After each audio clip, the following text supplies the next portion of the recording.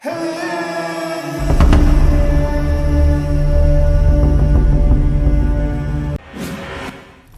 akanishinda kwa haki. Kwa hiyo usiongelele swala tena mara kwa mara. Hakutumia ujanja, alinipiga kwa haki akaniweza. Pale ulingoni siku ile nilipiga kwa haki, nimesema kaa kimya. Alinipiga kwa haki. Usimtaje huyo mtu. Dogo alikuwa analalamika kama Lindong alimuonea baba yake. Lakini msasa sema nilipigwa kwa haki. Anyway, njaa inaniuma. Anyway, una njaa kweli? Nasikia njaa. Sikia nikwambie kitu. Unapohitajika kuwa mtulivu, kaa mtulivu. Maana huna nguvu na uwezo mwingi. Usifanye matukio mengi ya kumuudhi chifu wako. Licha yote, wewe mwanangu.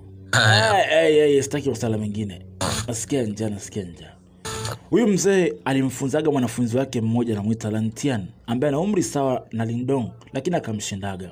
Akampiga ulingoni mpaka leo ni mgonjwa baada ya kupigwa na mwanafunzi wake. Basi kila mara Lindong akiongelea ile swala babake wanakuwa apendi. Basi alikuja huko. Sasa mdogo wake kabisa kuandaa chakula. Akamwambia Lindong, achana baba na njaa kiasi hicho. Alikuwa anakujaribu tu, hana njaa. Basi babake alijeruhiwa na mwanafunzi wake. Mwanafunzi wake aliyemfunza ndo aliyemjeruhi.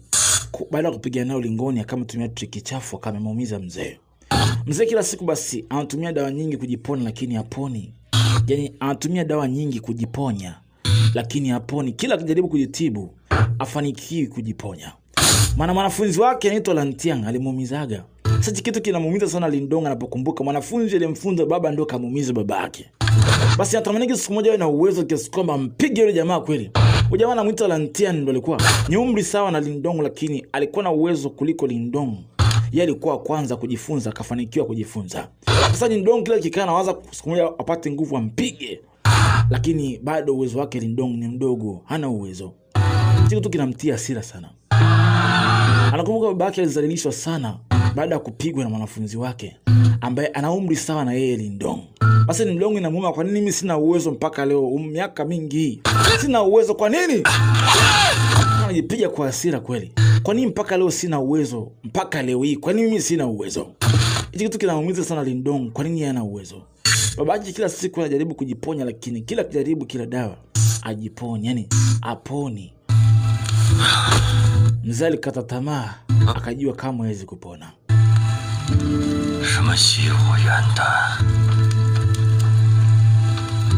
Tangu apigwe na wanafunzi wake kidonda chake mpaka leo hakijapona.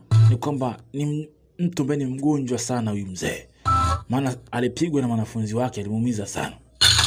Sasa Lindong ana hasira kila siku. Kwa nini mimi sina uwezo? Ndio wake nini shida kaka? Kaka nini shida? Mbona kwa hivyo?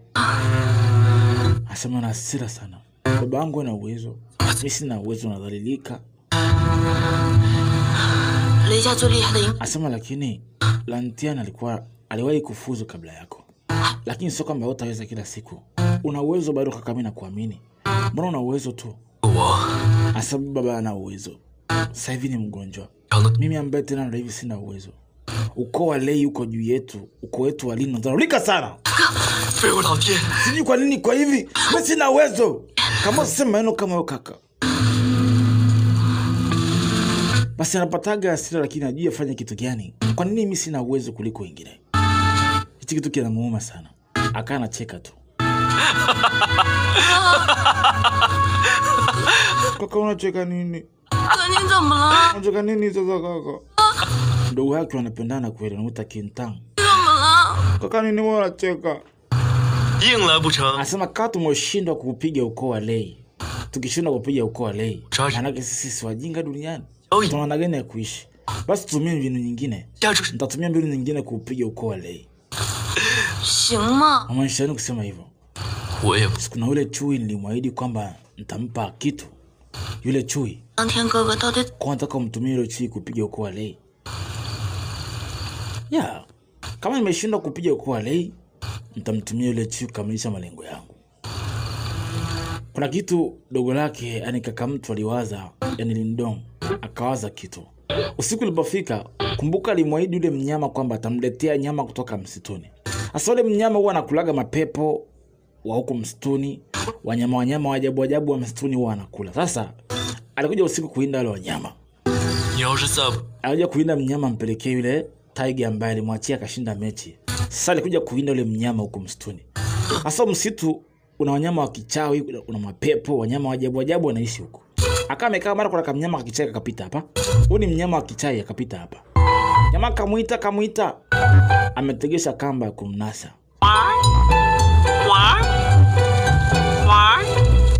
Anaita yule mnyama. Sasa mwangalia mnyama wa kichai alivyokuwa mbaya. Akasikia kwa kiumbe amelia hapa. Alificha kumuona. Nafikiri ametegeka anyway. Akaendelea kuvuta mtego akimngojea mnyama ategeke. Akaendelea kumuita. Mara kamba ikacheza, mnyama kanaswa. Kucheka kumuona yule. Akaona kuna kiumbe amenaswa yuko hapa. Kufika akakuta hapa. Akanika mnyama kakichawi. Kapepo kamstuni, kakichawi, kanatisha. Kama sasa nimkamata na kupeleka kule taji akakutafune. Akamtoroka tena. Wewe kuja hapa.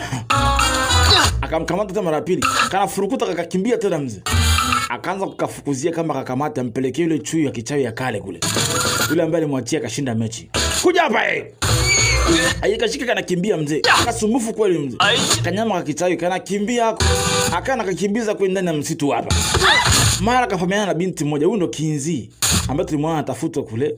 Kinzi ndiye huyu hapa. Alifahamiana na huyu jamaa huko. Sasa kumpamia wajuani wako wapi?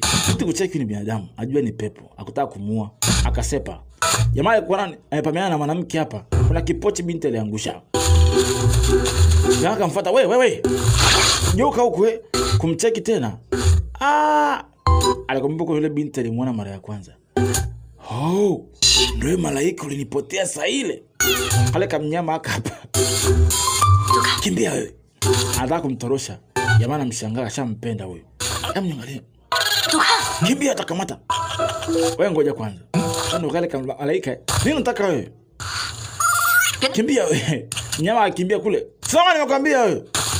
Akamrukia tena. Kamba chana wewe mnyama. Kamba sitaki, akamshika. Alikuwa mnyama wa kichawi.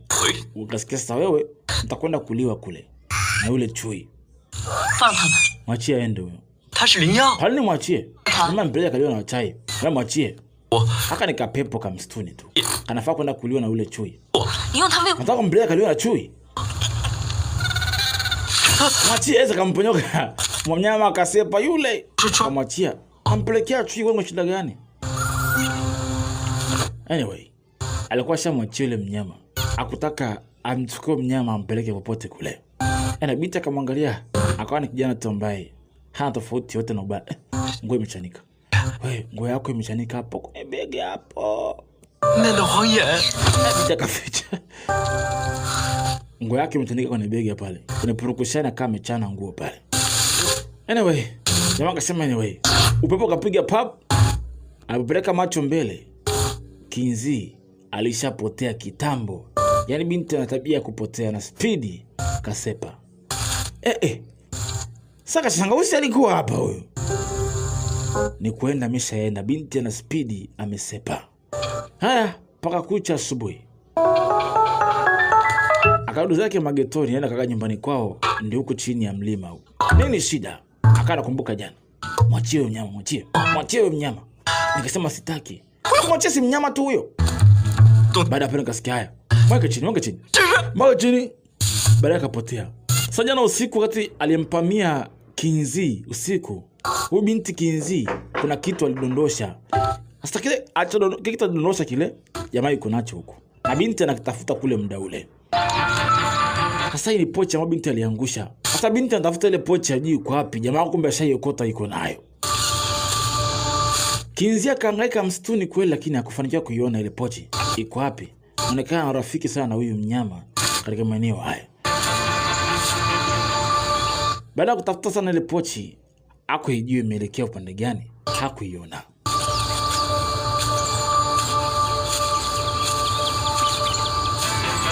Asa asubuhi alipokucha, kuna dogo mmoja wa mkuu wa ukoo wa Lei. Dogo alikuja, anaitwa Leili. Tulimwona anacheza kamari kule. Alikuja asubuhi hapa. Sasa nataka nimuoe binti huyo. Kwa hiyo unaoa kwa force au unaleta mahari kwa force? Ustaarabu wapi huyo? Sema sikiliza. Wewe binti yako nimemuona siku chache zilizopita. Binti yako Estosha na uwezo mdogo, upande wa nguvu zake hana nyingi. Kwani kimoyo binti sana kusaidia. Utakiwa ndo unishukuru mimi nimefanya kazi kubwa. Kwa binti ana uwezo. Kwa nataka ni moyo Kintan nipate niondoke naye. Kwa nini unajua kistaarabu tu? Utakiwa unishukuru kwanza mimi bwana. Uko wale tuna roho nzuri. Unasemaje? Sikia nikwambie kitu. Kama niko uhai na kwa binti yangu utomuoa kama niko uhai.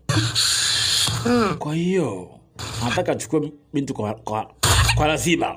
Kamchukua kamtupa kule. Akasikia baba. Jamaa akajua kumbe alikuwa na Lantian, mwanafunzi wa baba yake alikuja. Huyu ndo Lantian, mwanafunzi wa baba yake alifunzwaga, ambaye ndo alimpiga baba yake akamuumizaga.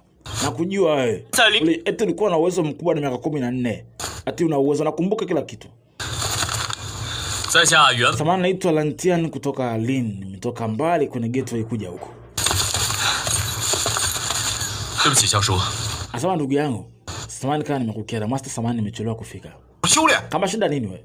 Wewe tulienda kufanya mazoezi kwenye gate kubwa la master watatu kule. Sema ndio, lakini hapa ni nyumbani kwetu pia. Wewe nimerudi nyumbani. Kama unaingia mambo yetu nini sasa? Kama unaingia mambo yetu? Mambo ni yangu mimi nao watu, wewe nakuhusu nini? Hata kama lakini pia mwana familia uko wa Lin. Kwa kuingilia ni kawaida. Niko tayari kuolewa.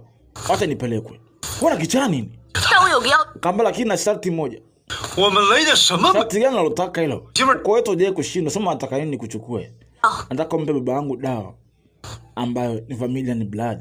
Tunda la damu la kumponya baba yangu. Baada hapo tuondoka mimi na wewe. Mimi naweza nikapata dada yangu subiri kuolewa. Akamwambia namwambia huyu kama anaweza afanye hivyo. Oya. Hakika huwezi kushindwa kumpa hiyo dawa binti kamuoa. Jamaa alicheka sana. Dawa tu yeye naweza nikapata. Fanya deal. Tampa hiyo dawa lakini yeye anakuwa mke wangu. Binti akubali kuolewa, isiyo ugomvi maana uko huu hauchezewi. Alimkumbatia baba yake. Mwanangu jamani leo Kinta. Baba, muda wangu wa kuondoka baba. Kinta usiende, sijakwambia ufanye hivyo Kinta. Baba kule. Binti kabidi aende kaolewe tu. Linoga mbele usiende. Kintai. Kintai usiende, mimi nitafanya kila kitu. Usiende Kintai. Ikabidi Lantian amtoe kwenda kulosogea. Binti akachukuliwa akaondoka. Kintai. Kintai usiende dada. Hapo naona niachilie. Lantian. Unamkabidhi dada yangu kwa ukoo wale. Kabisa mbele yangu. Huna uwezo wa kupigana naye. Mwache aende. Huwezi pigana nao kwa sasa. Sasa huyu ndo alimpiga babake mpaka leo ni kilema na ugonjwa ndani. Huyu ni mwanafunzi huyu mzee, lakini katika pambano alimpiga kwa bahati mbaya akamuumiza. Hicho kitu kinamtiaga sana hasira Lindong. Babake alipigwa na huyu jamaa akadhalilishwa. Na huyu ni master wake aliyemfundishaga. Yaani huyu Lantian alifundishwa na babake na Lindong na akaja kumpiga. Sasa hii nakasirika Lindong na muzi kweli. Mjinga wasababisha yote haya. Huyu Lindong akamkamata akamkunjia kwenye mti. Usinicheke mikono yako mchafu, niachilie. Ngoma usinicheke. Nataka bango afa siku zingine achilie nakwambia. Tulia. Wala sababu ya yote kwanza wewe. Kama sababu ya yote. Wako nilimshinda kwa haki. Mimi sikumtumia trick wanavyosema nyie. Mtumia trick kama mtu anakujua. Ulimtrick babangu kamuumiza. Sasa kujua tabia yako mbaya wewe. Wewe mjinga. Sikia ngombe kitu. Babako alipigana naye ulingoni. Nikamshinda kwa haki. Acha uongo wewe. Babangu alikufundisha masharti wewe. Mpiga sangapo kamweza. Uongo mkubwa ni wewe, na kama unataka kuniua. Nilishinda kwa haki. Afu ukisema nitakufanyia ujinga. Kwa ningekuwa nimetumia trick babako kama ameshakufa mpaka leo. Lakini sikutumia trick. Ningekuwa nimetumia trick babako alikuwa amekufa. Acha kwa mjinga. Afu kingine. Ulingoni mnaga huruma. Na wala haki pale. Mechi inavyokuwa ndivyo ilivyo. Kwa sikumtriki baba yako, nilimpiga kwa halali. Tena funka hapo tulie. Akamfungia hapo kwenye mti kichawi. Lantian akasepa kumsalimia master wake. Nitakukata vipande utaona wewe. Kama nicheza kupambana nakwambia. Utanisahau. Akamfunga pale. Lantian licha kupigana na master wake akamumizaga. Still bado ni master wake na alimfuata kumsalimia. Babake Lantian ndio huyu na ni master wake huyu. Alimfuata kuzungumza naye. Na master alanguta anafunga kuni pale. Asema nakumbuka mbokuwa wadogo. Wewe Lindong na wewe. Siku moja mlipanda juu ya paa kubwa hivi pale. Mlipokuwa nawafundisha. Ukawa mnajifanya kama venye na mapepo. Mkasema kwamba kuna siku tutakuwa na uwezo mkubwa mfike level za juu. Lakini wewe ulifanikiwa kushika level ya juu.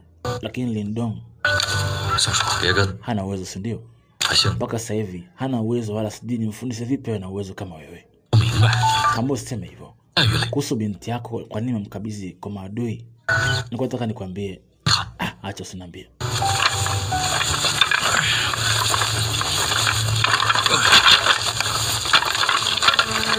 Ile siku ilivonipiga nilitamani nijiue kwa sababu kupigwa na mwanafunzi ni aibu kubwa. Nilipotaka kujiua wakati nimeshika kisu nijichinje. Nikashangaa Kentai binti yangu akameanguka miguuni kwangu akaanza kunililia. Akidai kwamba anataka chakula.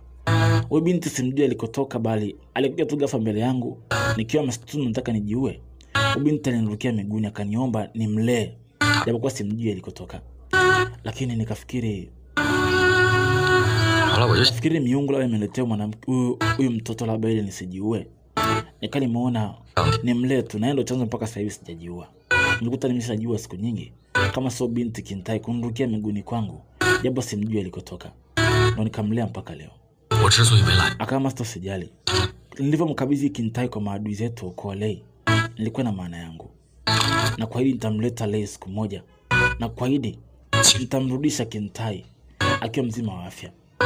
Nifanye hivi kwa makusudi. Kuna plani niko nayo. Sitaki kujua plani yako ulioko nayo, lakini na mimi nitakayofanya hivyo utakuwa sababu yako binafsi ya kumkabidhi binti yangu kwa maadui.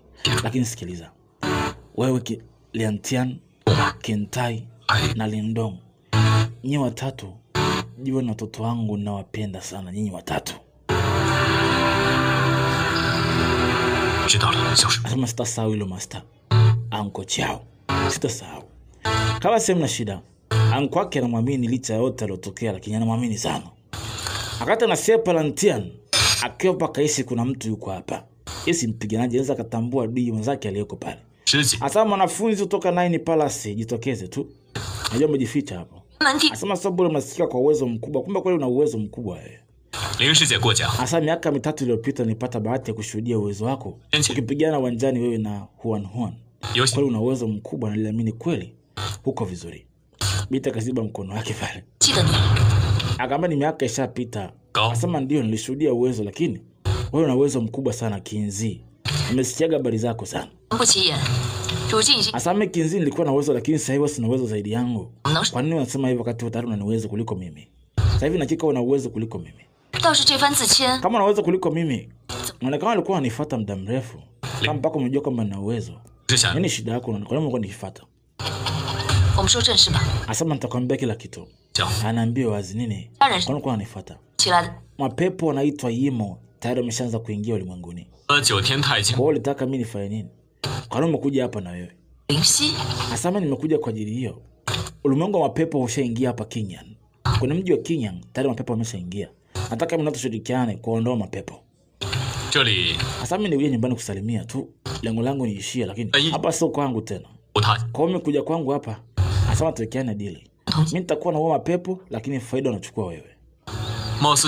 Kama ndivyo unataka tutashirikiana lakini sijui lengo lako ni lipi? Kwa nini kuamini mtu kutoka katika ufalme huu? Mtokea Nine Palace lakini una uwezo mkubwa. Bila shaka. Mtu sishirikiane sasa tukata na uwe mapepo.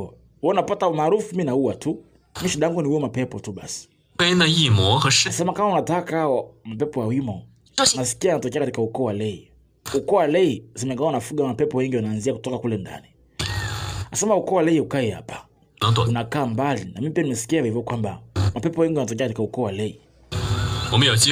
Nasikia na ukumbi mkubwa ukoo wa Lei. Kesho ni harusi ya Kinyan inayofanyika kule. Kwenye harusi ya Kintan ndio umesetu. Mbona kama ulimuuza Kintan kwa maadui? Nilimuuza Oleo kule sababu na plani yangu. Kesho ni siku ya harusi. Kwa nini tusiingie kwenye nyumba ya ukoo wa Lei? Tukakagua kama kuna mapepo kweli hapo kule. Basi sawa. Kesho tutaingia kwenye nyumba ya ukoo wa Lei wakati wanafanya harusi. Tupekue tuone je, mapepo yako kule kweli au hamna. Basi mimi nitakuepo.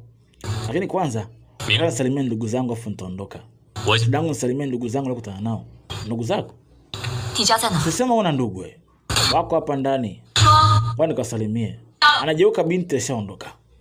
Binti atabia kupotea potea. Wanamuita Kinzi. Basi yeye akaamua salimia ndugu zake kwanza. Alilelewa hapa, akakulia hapa, akajifunzia hapa, ndipo akaingia sehemu zingine. Alikuja kwenye chumba cha kusalimia wakubwa wa ukoo huu. Kumbuka kila nyumba inakuwa na kumbukumbu ya watu waliokufa. Alikuja kutoa kumbukumbu kwa salimia wote hao.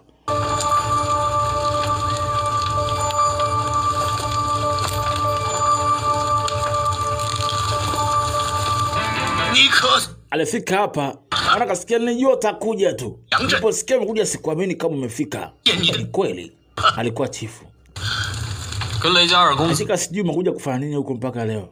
Najua kusalimia watu wangu wakubwa tu. Kwa shida iko wapi?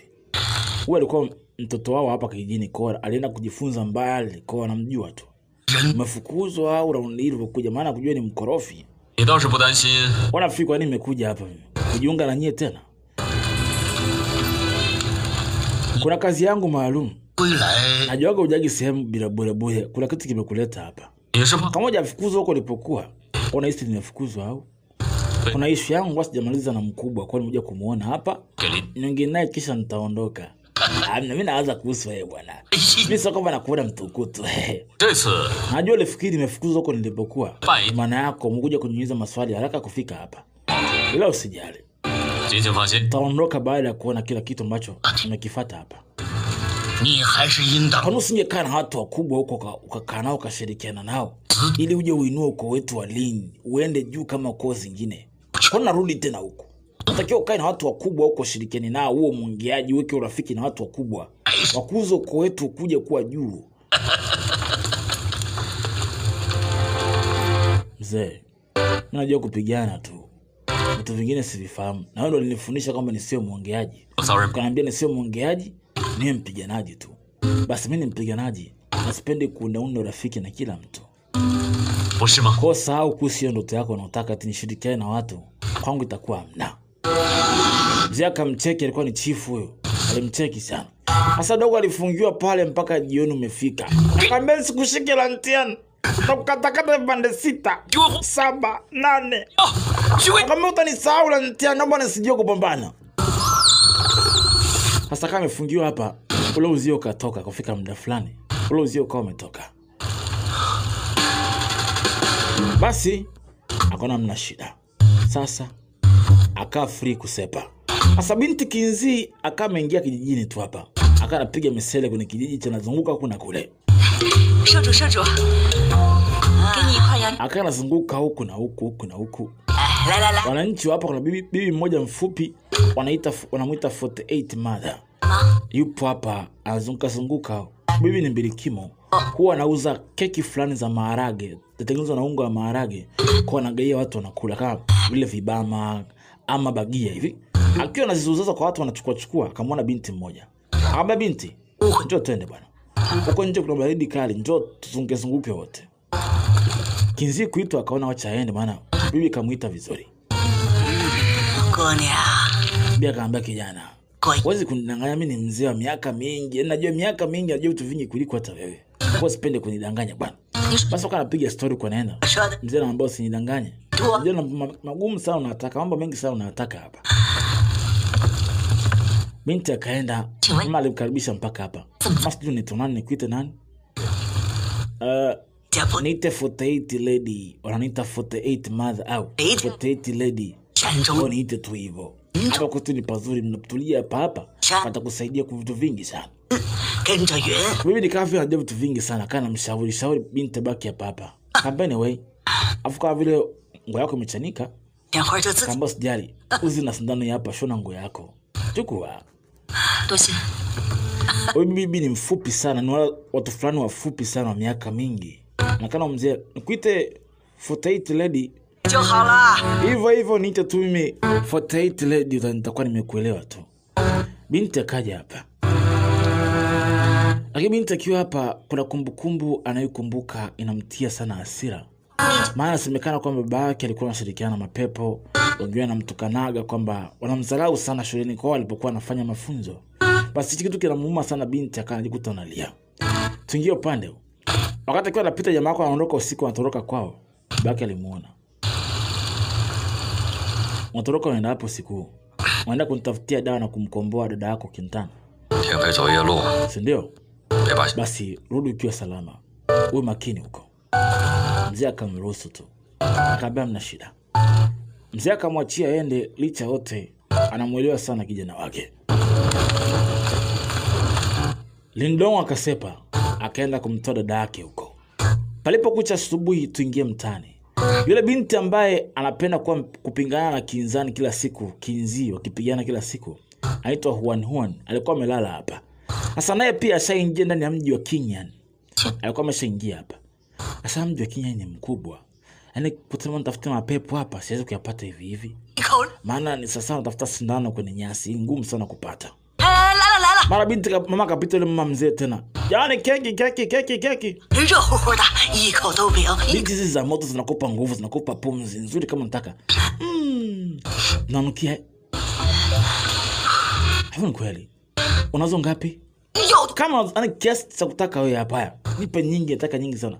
Okay, nakuletea sasa hivi. Mungu achukue zingine. Nakuletea sasa hivi. Binti sana pesa nyingi ziko hapa na ile mawe yanao mengi. Ama ndio hela kumbuka miaka hiyo. Sasa na pesa nyingi sana. Au nisitumie kutafuta wapi mapepo yanapokaa eti? Ili nijue kama mapepo yapo kweli. Wacha niulizie watu, nitumie zile kutafuta watu. Kama hela kwenye meza hapo kijijini jamani. Yaani njoni muone hela. Kama kutumia zile hela kutafuta watu, unajua ukitaka kujua kitu mjini, uliziulizia kwa wenyeji wanaokaa hapa. Jamani atakaniambia kitu anachokitaka tu basi pesa zote anachukua yani mnasherekea. Wewe uliza tu mama. Ni swali ndogo tutaka niwajue. Sasa Kinzi kumbe alikuwa hapa ambaye ndo adui yake mkubwa. Anapingana mara kwa mara. Akamuona Huan kaja hapa. Kando kuna mzee mmoja na binti mmoja wako hapa. Sasa binti akasema hivi, naomba niambieni. Nasikia kuna uvumi fulani unaanza kuenea, niambieni uvumi wote unaenea hapa mjini. Huko. Nini wa kwanza kukwambia sasa? Ngoja kwanza atibu. Sasa ama binti yake pembeni akaanza kuongea. Mzee akavutia kuangalia sana mwanamke. Wewe mzee vipi? Mbona mwangalia sana mwanamke? Sasa siku talogea na urembo ule mwanamke. Napenda kuangalia urembo wa mwanamke mwingine. Sasa vizuri vimeumba kuangaliwa bwana. Sasa nifoviangalia nitajua kitu gani kizuri duniani. Kama mimi sifai kuwa mzuri kuliko yule hapo. Mpaka angalie pembeni. Wewe ni mzuri sawa. Lakini kazi ya macho sikuangalia vitu vizuri. Amwangalia. Sasa mzee akaendelea kumchungulia binti kule huko, akana nyimwa. Sasa kuna mtu juzi amezaliwa akiwa nimeona mtu ana kichwa cha paka. Kichwa cha paka? Kuna mtu ana kichwa cha paka nimeona jana. Anaonekana na mapepo huyo. Muone wapi? Simekana ni pepo moja kati ya mapepo waliovamia hapa. Moja kati ya mapepo. Kingine. Nataka kuniambia yuko wapi huyo mtu? Huyu mzee akawa anampiga chabo binti bado kwa muda mrefu sana. Sasa huyu msichana mwingine akawa anaona hivi mbona mzee anamwangalia sana mwanamke mwingine. Akamtulia anaangalia. Sasa binti anakaa mzuri afu ni mtoto ana sauti nzuri kweli. Anajua kunogesha kweli huyu mtoto. Unakimwangalia kwa haraka unajua kabisa huyu mtoto ni mtoto mfani mzuri mrembo kweli. Asema kama namtaka huyo, tumfuate pale kama namhitaji. Lakini yeye ni shujaa. Angalia huko. Niambieni kitu. Amjui mapepo yanapokaa, labda mtu anafahamu mapepo alipokuwa. Mimi nilisahau kidogo uzuri wako ulinogea mama. Nikashindwa kukuambia ukweli. Uzuri wangu kama ndio. Nani kaja? Niambie ukweli. Nimenogea na uzuri wako mpaka nachanganyikiwa. Nashindwa kuongea. Wewe sema kama unajua chochote kile. Na mzima unogea kumwangalia mwanamke. Muangalie sana basi. Au shanogea. Wewe ni mzuri sana kuliko yeye. Lakini sasa ingekuwa shujaa, lakini mimi si shujaa na moyo. Kwa lazima nipende. Ila ujasiri sina. Ile ingekuwa shujaa ingekuwa na ujasiri lakini sina moyo. Sasa muangalie basi. Kwa shida yako ungalia mwanamke kwa shida gani? Kwani sinaangalia kwa roho nzuri tu? Kwani naangalia kwa ubaya mwanamke na wivu wewe? Unasikia hoyo. Sasa binti akana ongea na huko anazungusha pale. Sasa mzee kama anajua tena kumwangalia binti ananogewa kweli. Ana mikono mizuri huyu mtoto. Angalia mikono ilivyonoga. Yangu haifai. Yako mizuri pia kuliko ya kwake. Lakini sasa sema ya kwake nini? Nanoga kidogo. Amwangalia binti eti. Mrembo kweli. Tukimtumia tukampata shujaa eti. Anyway, asema lengo lako ni nini? Mara Kinzia katoka kuja huko. Kinzia kamkuta huwa na hao alishapiganaga miaka iliyopita. Wakaa ameshindwa. Kinzia anageuka, yani huwa anageuka, anamuona Kinzi huyu hapa. Haya, wale Kinzi nasikia wewe uliwahi kufika wa kwanza katika mji huu. Nasikia ulikuwa kwanza kuingia hapa. Je, ushaona mapepo wangapi? Usi alikuwa kwanza kuua mapepo nasikia. Hebu niambie, umepata mapepo wangapi mpaka sasa hivi? Akama nitapata tu. Usijisifu ujue. Ulinipiga kwa bahati mbaya miaka iliyopita. Sasa hivi natumia akili. Unafikiri ningejuana na watu wote hapa sipo kutumia hela? Hela imenisaidia kujuana na watu wote hao.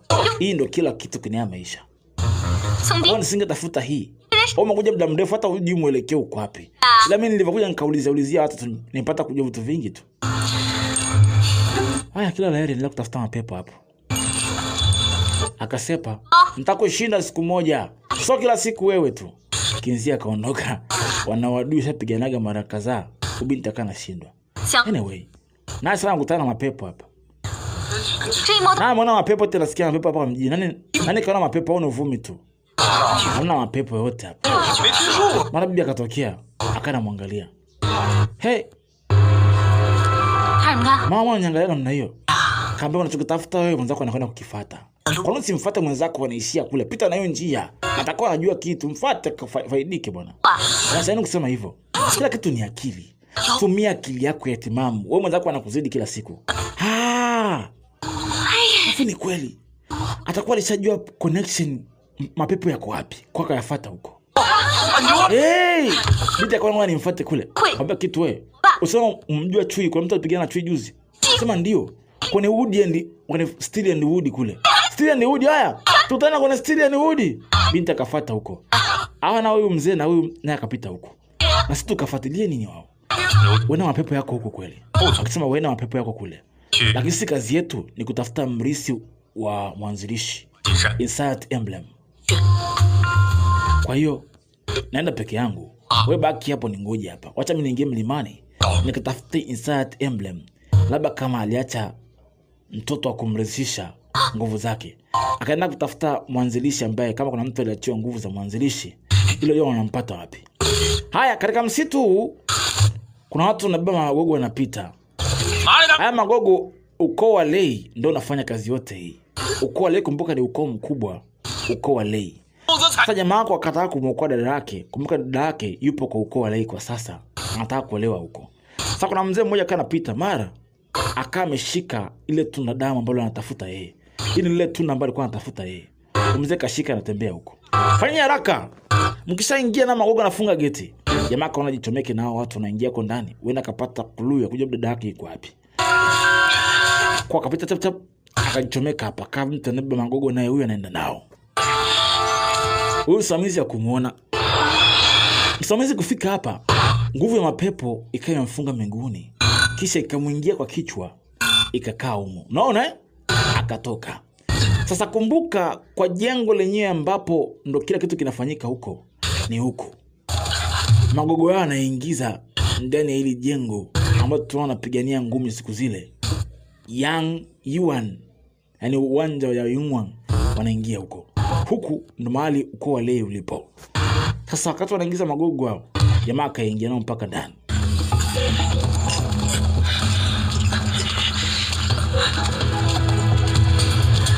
Yao kufika hapa, Lindong akajichomoa. Lindong kujichomoa, akachungulia kuna kule, akaona njia imeelekea hivyo, akaamua kupita. Watu wanakuja huko. Akajificha kwa hapa.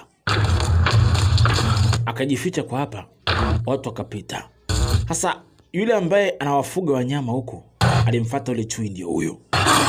Sasa huyu waga wanamtesa huyu chui kweli kweli kwa sababu umemfunga muda mrefu na hana pa kutoka. Sasa hiyo fimbo anayotumia na mcontrol nguvu za huyu mnyama. Kwa hiyo mnyama anakosa nguvu. Wanakuwa wanamuonea kila siku. Piga namna hiyo. Afu anafungua. Lengo ni kumpiga tu. Chakula wampi, wanamnyanyasa huyu mnyama, alafu hiyo chuma ina uchawi kwa mnyama anakosa nguvu ya kumzuru mpaka yeye. Piga kelele sasa, piga kelele nakwambia. Mnyama ana hasira lakini hana uwezo wa kuwadhuru sababu hana nguvu ya kutosha. Maana msosi wenyewe wampi, wanamnyanyasa kweli. Sasa Dindong akiwa anapita huko, akasikia mlio ule chui kama vile kuna kitu kinamkuta kule. Kuchungulia hapa. Atafuta wapi dada yake kawekwa apate kumtoa. Akanazunguka huko. Akasikia mlio za watu wanagonga hivi. Akaa pembeni. Akajibana kwa hapa. Kuna walinzi wakapita walikuwa wanalinda hapa. Sasa akaamua kusogea, akaona kuna njia imeenda huko. Leo anasikia mlio wa chui tena huko. Alikumbuka yule mnyama alikuwa anapiga naye lengoni siku zile. Akajua huyu itakuwa yule mnyama nilikula naye dili siku zile. Kwa hiyo yuko huko. Kuna akiwa mtulia huko. Akasikia mheshimiwa bosi anakuita. Hamna shida. Akatoka akamfungia tena yule mnyama. Akaenda kumfuata bosi wake, anasikia anamuita. Wakati anafunga, jamaa wako alikuwa yuko hapa naye anachungulia. Alipoona ametoka tu yule jamaa, yeye akamfuata yule mnyama pale. Kumbuka washakula naye dili muda mrefu sana. Waishaongea uwanjani siku zile. Kwa jamaa wako nikavia anamtambua. Akaja kumkuta hapa. Kumbuka aliahidi kwamba atamletea msosi aje kula, afu atamtoa. Fika mnyama kamuona huyo. Kasirika kweli. Vamia namna hiyo. Jamaa akashangaa mnyama mbona kama anitambui tena. Imekuaje? Ili ilikuwa ni sehemu ya pili. Tuzana katika sehemu ya 3. Tukutane sehemu ya 3 twende sawa. Hii ilikuwa sehemu ya pili.